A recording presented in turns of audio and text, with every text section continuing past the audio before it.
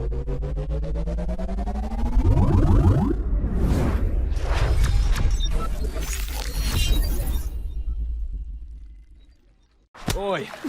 no dozing. Hey guys, my name is Nathan, welcome to the channel. In today's video we're talking about video game capture cards. Now if you guys are just getting into the YouTube scene, maybe you've been thinking about making YouTube videos for a while now, you guys are probably thinking, okay, well I probably need a capture card.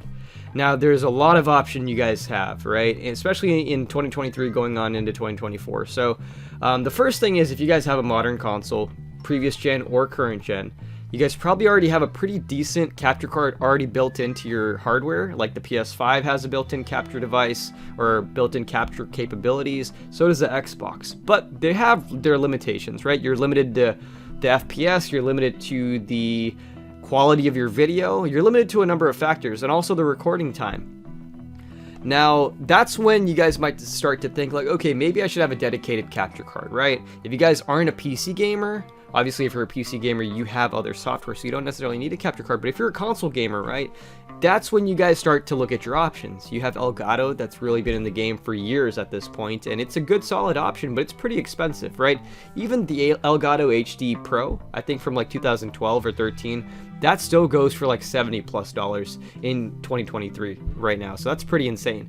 You have other options like Razer that's been dabbling into the market recently, and even NZXT. AverMedia has been also up there pretty recently. But if you guys are just dabbling and you don't even know if you're going to keep on with this hobby, right?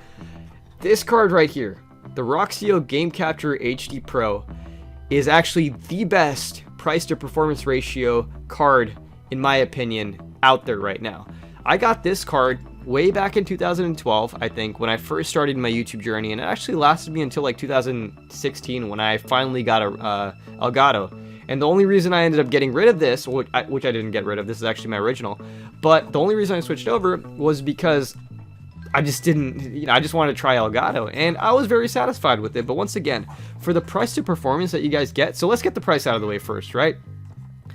This readily goes for like $15 to $20 on most used markets. It might go for a little bit more on eBay, but I actually picked up another one just for the sake of demonstration to see if this is consistent. I bought another one for $15 on OfferUp, right? The guy was asking $25. I was like, will you take $15? And he said, absolutely. So I got another one for $15. So let's talk about why these cards are so good, right? And we're not going to spend too much time talking about like modern console capabilities. Obviously, it's got HDMI in and out, right? It's going to be able to do modern consoles just fine. Frame rate, it might not always get 60 FPS, right? You're talking about, versatility rather than, pure, brute force rather than, if that makes any sense. I don't know if that's the proper terminology for it, but you got a lot of variety when it comes to this card. So the main factor of this card is, let's just say you're not in it just for modern games, right? Let's just say you have a GameCube, or you have let's just say a PS3, right? PS3 you can only record in component cables, or even if you have an original Xbox or a PS2.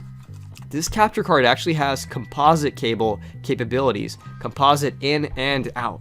So this just makes it super versatile if you guys are playing retro games. And once again, $15, guys. It doesn't get much more better than that. So obviously, I'm not just going to talk the entire time. I'm actually going to show you guys some footage. But yeah, so what you guys are looking at on screen right now is some PS3 footage of some random games. And I had these settings locked for this capture card at 1700 bitrate.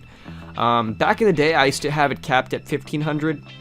1500, did I say that right? Yeah, 1500. So this actually works out pretty well. I just do 1700 just for the heck of it, and I haven't really played with it. You guys can probably bump it up even more. I wouldn't recommend bumping it down, because most modern PCs, if you guys have a PC that was built in the last few years, it can handle 1500 just fine. So just set it at 1700 and you'll be good.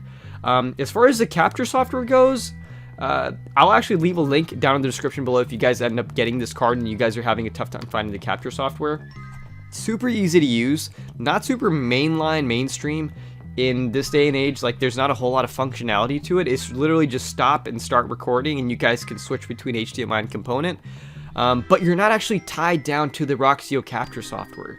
If you guys have, like I said, a PC that's relatively new within the last few years, you guys can download OBS and actually use OBS as your capture software. And there's a ton more functionality. You guys can add a face cam, you guys can add overlays. everything you want to do. You can stream with this capture card. So there's a ton of options you guys have. So this is a great capture card, like I said. And once again, that price to performance ratio, it's really hard to beat. So let's just compare it, for the sake of comparing, to the cheapest Roxio Game Capture HD you guys can get in the market right now. Let's just say you guys win a bid for 50 bucks, right? For 50 bucks, you guys still don't have 60 FPS, so you guys are already stuck at the frame rate that this is stuck at, right? A consistent 30. Sometimes you guys might get a little bit more, but consistently at least a 30 FPS, right? No composite or component cable connectivities. And it's just HDMI. So you guys are trying to do a PS3, you guys have to get that auxiliary port connector thingamajig that most people that are selling a used Elgato probably got rid of. As a matter of fact, I've bought multiple Elgatos in the past, and most of them just never ended up coming with that cable because people just lose them. But yeah, so just compare that, guys. 50 bucks, that's just if you're lucky. Like I said, they readily go for about 70 plus. So 70 bucks or $15, that's your choice to make.